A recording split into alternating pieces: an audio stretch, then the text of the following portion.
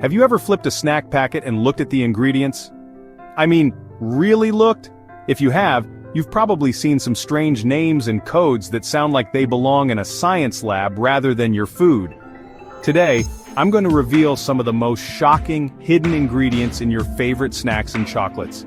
Some of these are downright unhealthy, while others, well, let's just say you might think twice before eating them again.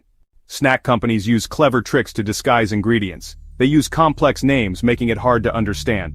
I'll break them down simply. E471 can be from plant oils or animal fats, including pork. Some brands don't specify.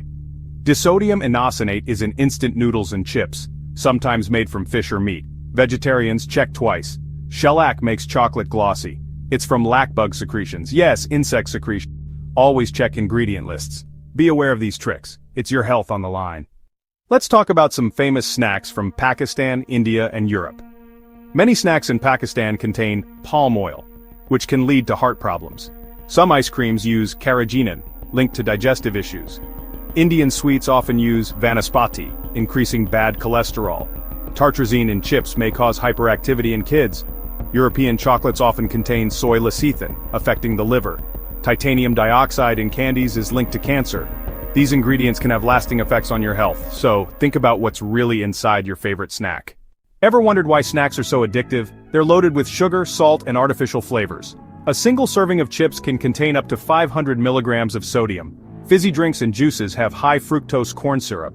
Monosodium glutamate, MSG, tricks your brain into craving more. That's why you can't stop at just one chip or one bite. These ingredients create a cycle of overconsumption. It's not just about pleasure, it's about long-term health. Excessive sugar leads to weight gain, salt contributes to high blood pressure, and artificial flavors have unknown effects.